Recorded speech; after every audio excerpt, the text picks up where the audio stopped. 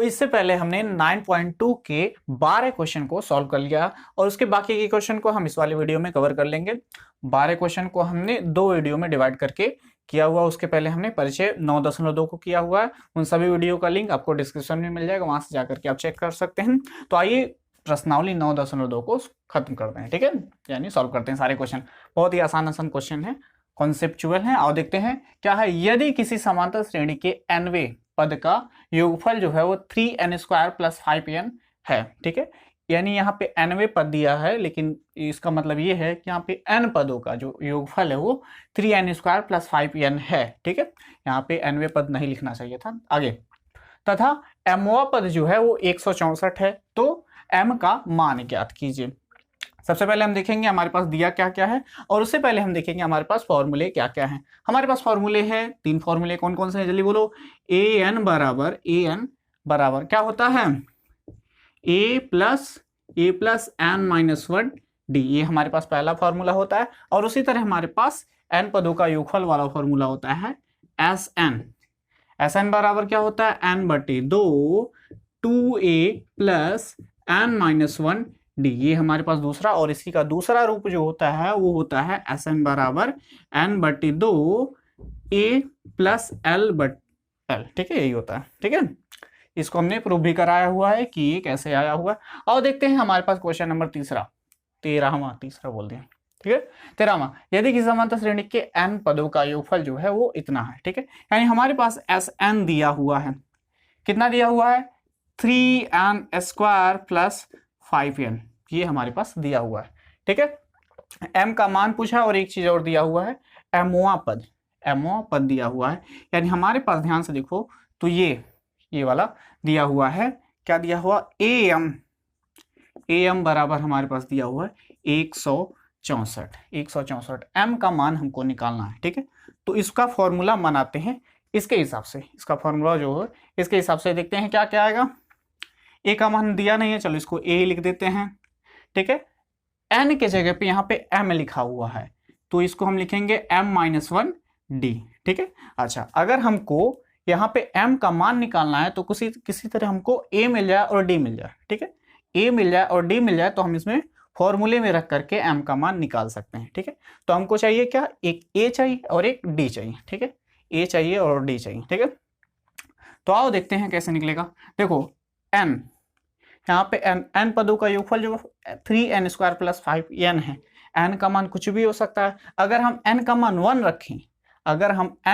1 रखें, तो एक पदों का योगफल, ठीक है, हो सकता है कि नहीं, n का मान 1 रखें तो क्या होगा, एक पदों का योगफल, ठीक है। तो n जहां जहां n है वहां 1 रख दो, तो ये क्या हो जाएगा, 1 का स्क्वायर यानी 3, और यहाँ पे 5 × 1 कितना होगा, 5, ठीक है। तो हमारे पास S1 क्या हो गया, 5 और 3 8। ध्यान से देखो, जो एक पदों का जो योगफल होता है वही पहला पद भी होता है, बताया ना हमने पिछले वाले वीडियो में। देखो जैसे हमारे पास कोई समांतर श्रेणी है 1 + 3 + 5 + ऐसे, ठीक है। ध्यान से देखो, एक पदों का योगफल क्या होगा, एक ही तो होगा, और एक जो है वो क्या है, पहला पद है, ठीक है। एक पदों का योगफल यानी हम पहला पद ही ले रहे हैं, ठीक है, और वही जो होगा वो क्या होगा, पहला पद होगा, ठीक है। तो यहां से हमको पहला पद मिल गया, ध्यान से देखो n का मान हम 2 रखते हैं, तो क्या होगा, 2 पदों का योगफल क्या होगा, जहां जहां n है वहां 2 रख दो, तो 3 यहाँ पे 2 रखोगे, 2 दूना 4, ठीक है, +5 × 2, ये कितना आ जाएगा, 3 चौके 12, 5 दूना 10, ये हो जाएगा टोटल 22। अच्छा, ये जो है 2 पदों का योगफल, यानी ये लिखा होगा a1 + a2, लिखा होगा कि नहीं, a1 + a2, 2 पदों का योगफल यही ना होता है, a1 + a2, और इसका मान हमने निकाल लिया, कितना आ गया हमारे पास, 22। अच्छा, आपको a1 का मान पता चल गया, a1 का मान यहाँ पे जैसे ही रखेंगे तो a2 का मान कितना आ जाएगा, a1 का मान यहाँ पे रख दो, a1 का मान जैसे ही हमने यहाँ पे पुट किया तो क्या आ जाएगा, जहां a1 है वहां 8 रख दो, तो 8 + a2 बराबर कितना हो गया, 22। a2 का मान नहीं निकल जाएगा, तो a2 इधर ला करके घटा दो, 12 में से 8 किया 4, 14, ये आ गया हमारे पास दूसरा पद आ गया। दूसरा पद आ गया, हमको क्या मिल गया, पहला पद भी मिल गया।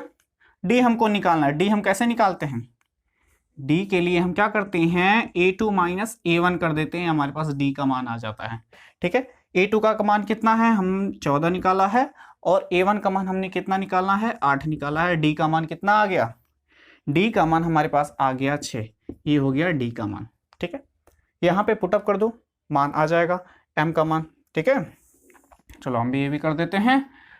तो हमारे पास कितना है, a की जगह पे कितना है, a1 है ना पहला पद, तो ये हम 8 रख दिए प्लस m-1। डी का मान हमने कितना निकाला है, 6, और ये किसके बराबर है, 164 के। यहाँ से आप लोग m का मान निकाल सकते हो।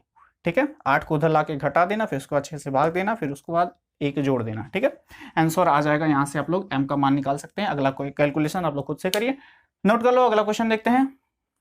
तो क्वेश्चन नंबर 14 देखते हैं, बहुत ही आसान क्वेश्चन है। बोला है 8 और 26 के बीच ऐसी 5 संख्याएं डालिए ताकि प्राप्त अनुक्रम समांतर श्रेणी बन जाए। इस टाइप के हमने क्वेश्चन एग्जाम्पल में बताया था, यानी परिचय 9.2 में कुछ एग्जाम्पल जब कराए थे उसमें हमने बहुत अच्छे तरीके से समझाया था। ठीक है, तो देखते हैं क्या है, हमारे पास पहली जो संख्या है वो 8 है। ठीक है, यहाँ पे 8 है और यहाँ पे लास्ट में कितना है, 26 है। इसके बीच में हमने कुल 5 संख्याएं डालनी है। ये a1 डाल देते हैं, a2 डाल देते हैं, a3, a4 और a5, ये हमारे पास 5 संख्याएं बीच में हमने डाल दी। अब हमको निकालना क्या है, a1, a2, a3, a4, a5 का मान निकालना है। ठीक है, अच्छा टोटल संख्या देख लेते हैं कितनी हो गई, 5 हमने बीच में डाली है और 2 पहले से ही थे, यानी हमारे पास टोटल संख्या कितनी हो गई, 7। 5 2 7 ही ना होता है। अच्छा अंतिम संख्या क्या है, 26। ठीक है, 1 2 3 4 5 6 7, 7वें नंबर पर है, यानी हमारे पास a7 दिया हुआ है, अंतिम संख्या दी गई है ना। ठीक है, टोटल 7 संख्या है, यानी a7 जो है वो कितने हैं, 26 है। a7 जो है हमको 26 मिल गए।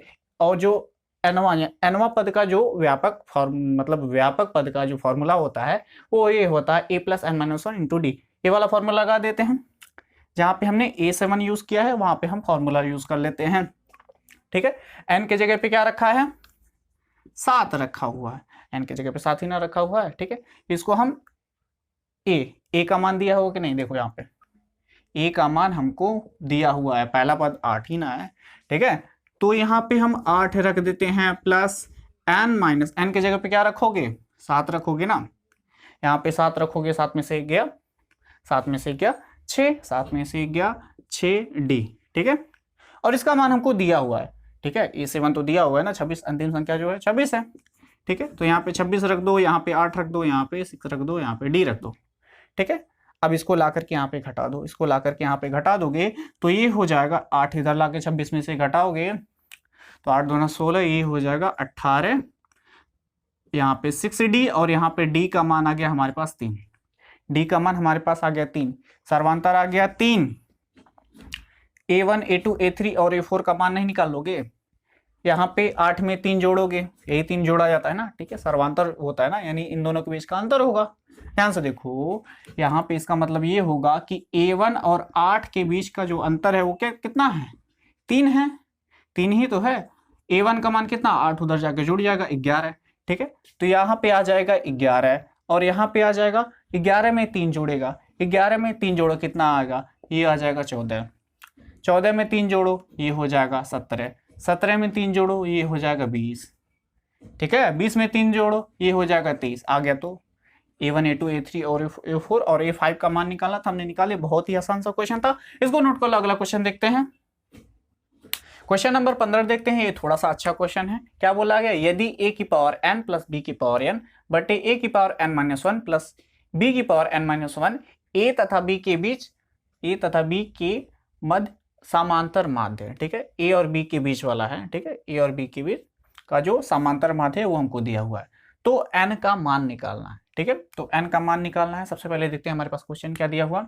ये जो है a और b के बीच का समांतर माध्य, यानी हमारे पास a होगा और यहाँ पे b होगा। ठीक है, इन दोनों के बीच का जो टर्म है ये दिया हुआ है। ठीक है, a और b के बीच का जो समांतर माध्य होता है हमने बताया हुआ है, क्या होता है, कहाँ लिखे, हाँ ये लिख देते हैं। ठीक है, a + b बटे 2 ये होता है a और b के बीच का समांतर माध्य, ये हमने बताया हुआ है परिचय 9.2 में, ठीक है। अच्छा, इसका मान हमको दिया हुआ है, यही ना बोला गया यदि ए जो है वो ए और बी के बीच का जो समांतर मान है वही ना है, ठीक है। तो ये जो होगा इसके बराबर होगा, ठीक है, यानी ए की पावर n प्लस बी की पावर n बटे ए की पावर n-1 प्लस बी की पावर n-1, ठीक है। ये दोनों आपस में बराबर होंगे, होंगे कि नहीं, ठीक है। इसको उधर गुणा कर दो, इसको इधर गुणा कर दो, ठीक है। 2 को उधर गुणा करो, इसको इधर गुणा करो, तो हमने दो, अच्छा इसको इधर लेकर आते हैं, ठीक है। 2 का इसमें गुणा करो, कितना हो जाएगा 2a की पावर n, ठीक है। इसको इधर गुणा किया और क्या होगा 2 का इसमें गुणा करो तो ये क्या हो जाएगा 2b की पावर n, ठीक है, बराबर इसका इधर गुणा होगा, यानी a प्लस बी का गुणा हम किस में करना है, a की पावर n-1 प्लस b की पावर n-1 में गुणा करता है। चलो आप गुणा कर देते हैं इसको ऐसे ही रहने देते हैं, 2a की पावर n प्लस 2b की पावर n बराबर a का इसमें गुणा करो, a का इसमें गुणा करो तो क्या हो जाएगा a की पावर n, ठीक है। a की पावर n है, यहाँ पे a की पावर n-1 है, तो a की पावर यहाँ पे +1 है, तो +1 -1 को कैंसिल आउट कर देगा, बचेगा क्या a की पावर n। आगे क्या होगा a का गुणा करो b की पावर n-1, तो क्या होगा a b की पावर n-1, a का गुणा इसमें करो तो इतना आएगा, ठीक है, प्लस b का इसमें गुणा करो तो कितना हो जाएगा b a की पावर n-1, b का गुणा इसमें किया गया है। आगे b का गुणा b की पावर n-1 में गुणा करो तो b की पावर 1 है और यहाँ b की पावर n-1 है, तो यहाँ पे +1 यहाँ पे -1, ये हो जाएगा b की पावर n। ध्यान से देखो यहाँ 2 a की पावर n है, यहाँ पे 1 a की पावर n है, ठीक है, इसको यहाँ पे लाके घटा सकते हैं, 2 a की पावर n है, 2 a की पावर n है, यहाँ पे 1 a की पावर n है, इधर आके घट जाएगा तो बचेगा क्या 1 a की पावर n। अरे यहाँ पे देखो यहाँ पे 2 आम है, यहाँ पे 1 आम है, घटाओगे तो बचेगा क्या 1 ही आम ना। चलो आगे देखते हैं। उसी तरह यहाँ पे 2b की पावर n है, यहाँ पे 1 b की पावर n है, इधर आके घट जाएगा तो कितना हो जाएगा b की पावर n, ठीक है। यहाँ पे 2 है, यहाँ पे 1 है, इधर आके घट जाएगा, इस पार आया तो माइनस में हो जाएगा। चलो यहाँ पे देखो क्या क्या बचा हुआ है, यहाँ पे हमारे पास बचा हुआ a b की power n-1 plus b a की पावर n-1, ये हमारे पास बचा हुआ। चलो चलो इसको हम इधर लेकर आते हैं, ठीक है। a की पावर n यहाँ पे है, a की पावर n यहाँ पे है, b a की पावर n-1 को हम इधर लेकर आए तो माइनस b a की पावर n-1 हो जाएगा कि नहीं, बराबर लगा देते हैं। यहाँ पे ये है a b की पावर n-1 है और b की पावर n को हम इधर लेकर आए हैं, b की पावर n को हम इधर लेकर आए हैं तो माइनस b की पावर n हो जाएगा कि नहीं। चलो यहाँ पे देखो इन दोनों में से a की पावर n का कॉमन लेना है, a की पावर n को कॉमन लेना है, a की पावर n को कॉमन लेना है, ठीक है। देखो यहाँ पे a की पावर n है ना, इसको हम इस तरह भी लिख सकते हैं, a की पावर n को हम a की पावर n-1 प्लस 1 भी लिख सकते हैं। अरे -1 + 1 0 ही तो होगा, फिर क्या होगा a की पावर n ही हो जाएगा, ठीक है। हमको कॉमन क्या लेना है a की पावर n-1, a की पावर n-1 जब बाहर लोगे तो a की पावर 1 बचेगा यहाँ पे, ठीक है। तो हमने क्या किया a की पावर n-1 को बाहर ले लिया, तो यहाँ पे क्या बचा a की पावर 1, यानी यहाँ पे क्या बचा a बचा, ठीक है। और यहाँ पे a की पावर n-1 बाहर लिया तो क्या बचा यहाँ पे b बचा, ठीक है ना। देखो a की पावर n को हम a की पावर n-1 प्लस 1 भी लिख सकते हैं, ठीक है। a की पावर n-1 को हमने बाहर ले लिया तो बचा क्या a की पावर 1 यानी a, और यहाँ पे a की पावर n-1 बाहर लेंगे तो यहाँ पे b बचेगा। ध्यान से देखो उसी तरह यहाँ पे भी करेंगे, यहाँ पे हम b की पावर n-1 को बाहर लेंगे, b की पावर n-1 को हम बाहर लेंगे तो यहाँ पे क्या बचा, यहाँ पे दिख रहा है यहाँ पे a बचा। यहाँ पे फिर से क्या करेंगे b की पावर n है, हम इसको इस तरह लिख सकते हैं b की पावर n-1 प्लस 1, ठीक है। -1 + 1 0 हो जाएगा, फिर क्या हो जाएगा b की पावर n हो जाएगा। तो हमने यहाँ से b की पावर n को बाहर ले लिया, क्या बचा b की पावर 1, यानी हमारे पास b बचा, ठीक है। ध्यान से देखो यहाँ पे भी a की पावर a - b है, यहाँ पे भी a - b, ये दोनों कैंसिल आउट हो जाएंगे, ठीक है। यहाँ पे a की पावर n-1 रहने दो, यहाँ से b की पावर n-1 को इधर लेकर आओ, यहाँ से इधर लेकर आओ, ठीक है। तो हमने क्या किया, चलो इधर सॉल्व कर लेते हैं। हाँ, इसको हम इधर लेकर आए तो यहाँ पे क्या बचा है, यहाँ पे a की पावर n-1 यहाँ पे है और यहाँ पे गुणे में है तो इधर आएगा भाग में हो जाएगा, यानी b की पावर n-1 यहाँ पे हो जाएगा। यहाँ पे कितना बचेगा, यहाँ पे 1 बचेगा ना। हमको क्या निकालना है, n का मान ही तो निकालना है। इसका भी पावर n-1 है और इसका भी पावर n-1 है, यानी होल की पावर a बटे b की पावर जो है वो कितना है, n-1। यहाँ पे 1 है, यहाँ पे 1 है और हमने बताया हुआ है और आपको भी पता होगा, किसी भी कोई भी संख्या हो उसका अगर घात 0 है तो उसका मान कितना होता है, 1 ही होता है। तो हम मान लेते हैं जो 1 है उसको इस तरह भी तो लिख सकते हैं, a प्लस बी की घात 0, इसका मान 1 ही आएगा। हमने क्या बताया हुआ है, कोई भी संख्या हो उसका घात अगर 0 हो तो उसका मान कितना होगा, 1 होगा। तो हमने यहाँ पे 1 लिखा हुआ है तो हमने इसको लिख दिया a बटे बी की घात 0। ठीक है, अब देखो ये a plus b, sorry a बटे बी और a बटे बी कैंसिल आउट हो गया, बचा क्या n-1 बराबर हो गया 0 के, n-1 बराबर हो गया। देखो ये दोनों आपस में बराबर हैं, ऐसे कैंसिल आउट नहीं किया जाता है। ठीक है, ये दोनों आपस में बराबर हैं, इसका मतलब क्या हुआ, ये तो बेस तो दिख रहा है आपस में बराबर है, कैंसिल आउट नहीं किया जाता। ठीक है, ए बेस जो है इन दोनों का वो बराबर है, आधार जो बराबर है, आधार बराबर है यानी इन दोनों का घात भी बराबर होगा। आधार बराबर है तो इन दोनों का घात भी बराबर होगा, यानी हमको यहाँ से पता चलता है जो n-1 वो बराबर होगा 0 के, कैंसिल आउट नहीं किया जाता। ठीक है, ध्यान रखना। ठीक है, ये दोनों का बेस बराबर है। ठीक है, n का मान कितना आ गया, 1, यही हमको निकालना था। ठीक है, अच्छा क्वेश्चन था, नोट कर लो। अगला क्वेश्चन देखते हैं, क्वेश्चन नंबर 16 देखते हैं क्या बोला है।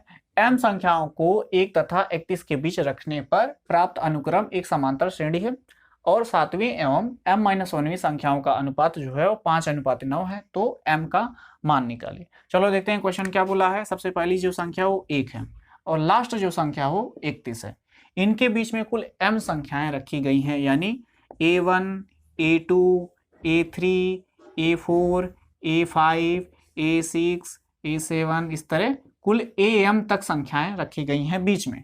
ठीक है, 1 और 31 के बीच में। अब देखो यहाँ पे टोटल कुल कितनी संख्या है, बीच में कुल कितनी संख्या है, m, बीच में m संख्या है और एक संख्या यहाँ पे, एक संख्या यहाँ पे है, यानी हमारे पास टोटल संख्या कितनी आ गई, m+2, यानी टोटल हमारे पास संख्या कितनी आ गई, m+2। और जो अंतिम संख्या दी है क्या है, 31 है, दी गई है। और ये जो 31 है वो m+2वां पद है, m+2वां पद है। तो इस वाले फॉर्मूले का यूज कर देते हैं। n की जगह पे कितना रख दोगे, m+2, n की जगह पे m+2 रख दो, n की जगह पे m+2 रख दो। a का मान कितना है हमारे पास, 1, पहली संख्या 1 है ना, 1 प्लस यहाँ पे क्या रख दोगे, n की जगह पे m+2 रखो, n की जगह पे क्या रख दोगे, n की जगह पे क्या रखोगे, m+2 माइनस 1, ये हो जाएगा m+1, हो जाएगा कि नहीं, अरे m+2 है, 1 इसमें से घटेगा, 2 में से 1 घटेगा, कितना आएगा, 1 ही आएगा ना। आगे d, अच्छा d का मान कितना आ जाएगा, पहले हम इसका मान रख देते हैं। इसका मान कितना है, 31 तो है, m+2वां पद क्या है, लास्ट वाली संख्या कितनी है, 31 है।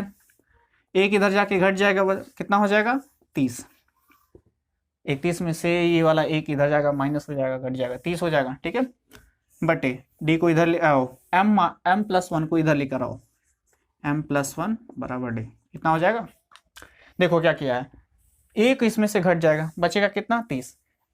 ये जो m+1 है वो d के साथ गुणे में है, यानी इधर आएगा तो भाग में हो जाएगा, तो 30 बटे m+1, यानी हमारे पास d का मान ये आ गया।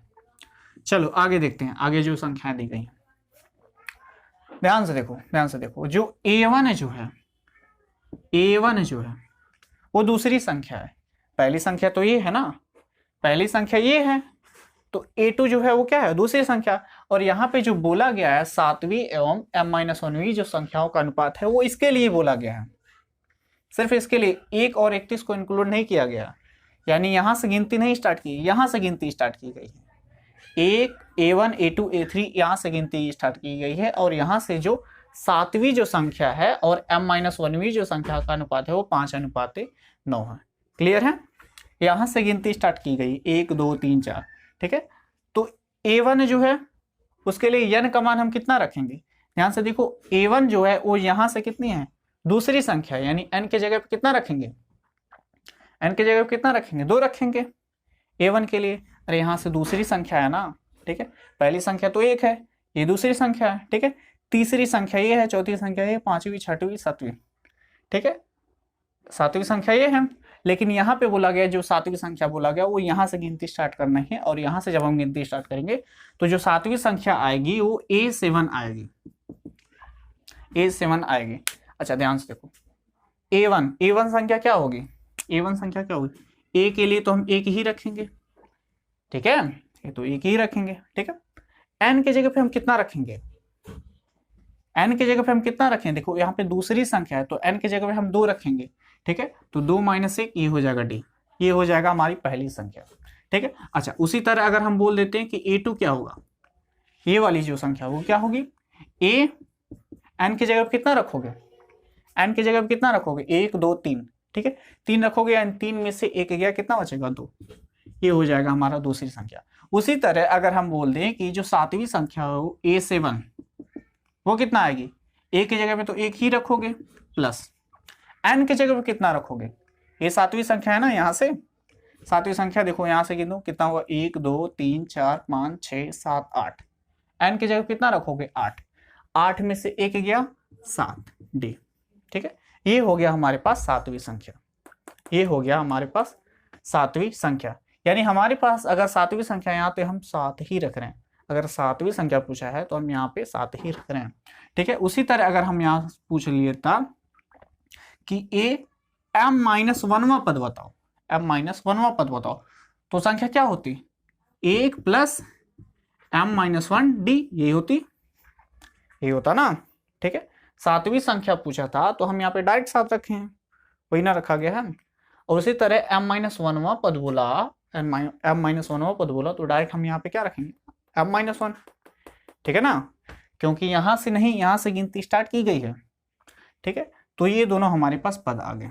चलो अब इन सब का मान देखते हैं, चलो मान देखते हैं क्या बोला है, सातवीं एवं m-1वीं संख्याओं का जो अनुपात है, यानी हमारे पास जो ये है 1 + 7d बटे 1 +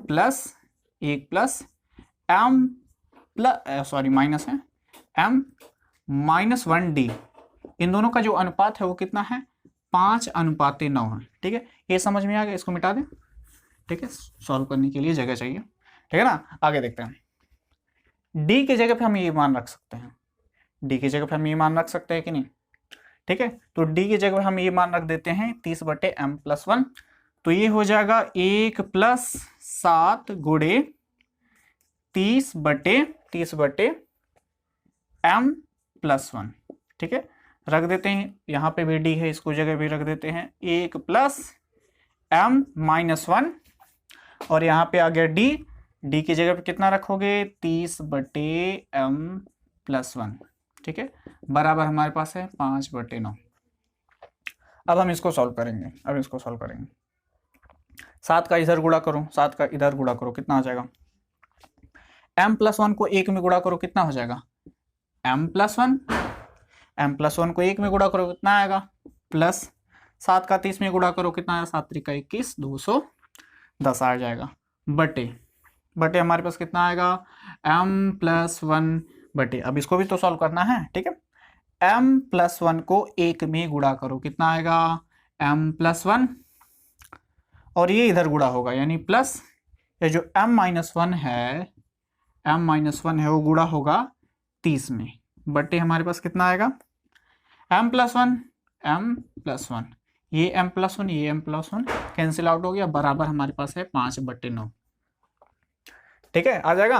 अब देखो यहाँ पे क्या है, m+1 + 210, और ये इधर जुड़ जाएगा, कितना हो जाएगा 211, ठीक है, 210 में 1 जोड़ेगा, कितना आ जाएगा 211, बटे यहाँ पे क्या है,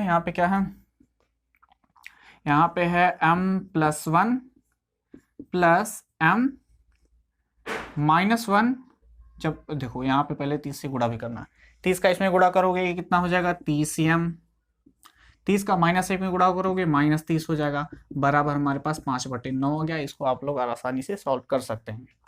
कर लोगे कि नहीं? अरे 9 का इधर गुणा कर देना, बाकी उधर गुणा कर देना, ठीक है। इसको 5 में गुणा कर देना, आंसर आ जाएगा, ठीक है। इधर गुणा करोगे तो ये हो जाएगा 9m प्लस 9 का 1 में गुणा करो, 9 1 का 9, 9 1 का 9, 9 दूना 18 बराबर, देखो यहाँ पे क्या है 30m है और यहाँ पे 1m है, कुल कितना हो गया 31m। 30m और 1m जुड़ जाएगा 31m, और यहाँ पे 1 है, यहाँ पे -30 है, ठीक है। कितना आ गया -29, और इसमें गुणा होगा 5 का, 5 का गुणा होगा ना, ये 5 में गुणा होगा, ये इधर गुणा हुआ तो ये उधर गुणा हुआ। इसको सॉल्व करके आप लोग m का मान निकाल सकते हैं। निकाल लोगे? अरे निकाल लेना यार, बहुत आसान है, निकाल लोगे? चलो निकाल लेना, नोट कर लो। अगला क्वेश्चन देखते हैं। तो क्वेश्चन नंबर 17 देखते हैं क्या बोला है। एक व्यक्ति ऋण का भुगतान 100 रुपए की प्रथम किस्त से शुरू करता है। यदि वह प्रत्येक किस्त में 5 रुपए प्रति माह बढ़ाता है तो 30वीं किस्त की राशि क्या होगी, ये हमको बताना है। बहुत आसान सा क्वेश्चन है, ठीक है। एक व्यक्ति है जो 100 रुपए की प्रति माह किस्त से मतलब भुगतान शुरू करता है। तो पहला जो है अमाउंट कितना है, वो 100 रुपए है, ठीक है। प्रति माह जो है वो 5 रुपए बढ़ा देता है, तो अगला माह जो किस्त कितना होगा 105 रुपए, ठीक है। और उसके बाद क्या होगा 110 रुपए, ठीक है। प्रति माह 5 रुपए बढ़ाना भी है, ठीक है। तो इसी तरह करते करते कहां तक गया है 30 किस्तों तक जमा करता है। हमको बताना है कि जो 30वां जो किस्त है, ठीक है, 30वां जो किस्त है उसकी राशि कितनी होगी, ठीक है। तो ध्यान से देखो, ए का मान हमारे पास दिया हुआ है। ध्यान से देखो, हमको पूछा क्या पहले 30वीं किस्त, यानी हमको पूछा है ए 30 का मान कितना होगा, 30वां पद क्या होगा, इस तरह हमको वही तो निकालना है, ठीक है। पहला पद ये है, दूसरा पद ये है, तीसरा पद ये है, तो 30वां पद कितना होगा यही हमको पूछा है, ठीक है। तो हमको हमारे पास क्या क्या मान होना चाहिए, ए प्लस एन की जगह क्या रखेंगे हम 30 रखेंगे, तो ये हो जाएगा 30 में से 1 गया 29 डी, ये होगा इसका मान, ठीक है। यही होगा हमारा इसका मान, ठीक है। यहाँ पे हमको ए मिल जाए और डी मिल जाए तो हम इसका मान निकाल सकते हैं, ठीक है। n-1 होता है ना, तो n का मान हमारे पास 30 है, 30 में से 1 गया 29 और डी। अब देखो ए हमारे पास दिया हुआ है, ए का मान हमारे पास कितना है 100, ठीक है। और डी का मान भी हमारे पास दिया हुआ है, 5 रुपए बढ़ाता है ना, ठीक है। तो 105 में से 100 घटाओगे कितना आएगा, यानी डी का मान हमारे पास कितना है 5। इसका मान नहीं निकालोगे, बहुत आसान है, ए 30। चलो ए का मान कितना रख दोगे, ये हो जाएगा 100 प्लस ये हो जाएगा 29 गुणे 5। सॉल्व कर लेना, आसानी से आंसर आ जाएगा, गुणा भाग है, ठीक है। इसको गुणा करना, फिर इसके बाद इसको जोड़ देना। नोट कर लो, अगला क्वेश्चन देखते हैं, बहुत आसान सा क्वेश्चन था। तो लास्ट क्वेश्चन देखते हैं, बहुत ही अच्छा क्वेश्चन है। क्या बोला गया है, एक बहुभुज के 2 क्रमिक कोणों का जो अंतर है वो 5 डिग्री है, ठीक है। बहुभुज क्या होता है समझ में आता है, जिसमें बहुत सारी भुजाएं हैं, ठीक है। वैसे त्रिभुज होता है, चतुर्भुज होता है, उसी तरह बहुभुज होता है, यानी जिसमें बहुत सारी भुजाएं हैं। आगे देखते हैं, अंतः कोणों का जो अंतर है वो 5 डिग्री है। आगे क्या बोला है, जो सबसे छोटा कोण है वो 120 डिग्री हो तो बहुभुज की भुजाओं की संख्या निकालनी है। आगे हमने नहीं लिखा है, क्या बोला है, बहुभुज की भुजाओं की कुल संख्या निकालनी है, ठीक है। आओ देखते हैं क्या है। मान लेते हैं ये हमारे पास कोई बहुभुज है, ठीक है, बहुत सारी इसमें भुजाएं हैं। ये कैसे बन गया, ठीक है, इस तरह कोई बहुभुज बना होगा, ठीक है, आगे बन गया। जो सबसे छोटी भुजा है वो कितना है, वो 120 डिग्री है, 120 डिग्री है, यानी हमारे पास ए का मान तो दिया हुआ है 120 डिग्री, ठीक है। और हम यहाँ पे एक भी और चीज बोला गया है कि जो अंतःकोणों का जो अंतर है, जो क्रमिक अंतःकोणों का जो अंतर है वो 5 डिग्री है, यानी हमारे पास डी का मान भी दिया हुआ है। अंतर ही तो होता है, डी क्या होता है, सर्वांतर ही होता है, यानी 2 क्रमिक अंतःकोणों का जो अंतर है वो 5 डिग्री, यानी हमारे पास डी दिया हुआ है, ठीक है। इसके लिए हमारे पास एक फॉर्मूला होता है, इस क्वेश्चन को सॉल्व करने के लिए हमारे पास एक फॉर्मूला होता है कि किसी, ध्यान से इसको नोट कर लेना, किसी n भुजा वाले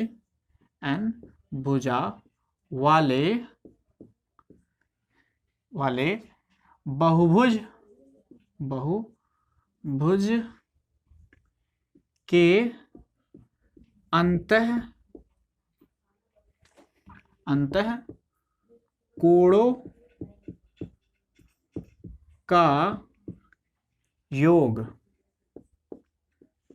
अंतः कोणों का योग बराबर होता है 180 डिग्री गुणे n-2। ठीक है, ये होता है किसी n भुजा वाले बहुभुज के अंतः कोणों का जो कुल योग होता है 180 गुणे n-2। ठीक है, यहाँ पे n क्या है, टोटल कुल कितनी भुजाएं हैं। ठीक है, n जो है वो टोटल कुल कितनी भुजाएं, यानी हमको n का मान ही निकालना होगा।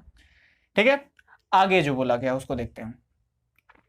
हमारे पास जो कुल टोटल जो योग होगा, जो पूरा बहुभुज जो है, इसमें जो टोटल जो अंतःकोण होंगे उनका जो योग होगा वो इसके बराबर होगा यानी। ठीक है, हमारे पास क्या बोला गया है, n भुजा वाले बहुभुज के अंतःकोणों का योग जो होता है वो इतना होता है, ये तो हमको पता चल गया, लेकिन ये फॉर्मूला होता है। ठीक है, लेकिन हमको ये भी तो पता है, यानी जो टोटल अगर हम इसका जो अंतःकोणों का योग निकालेंगे तो ये यहाँ पे हम Sn वाला फॉर्मूला यूज कर सकते हैं कि नहीं। Sn बराबर क्या होता है, n/2 2a + n-1d, ये हमारे पास Sn का फॉर्मूला होता है।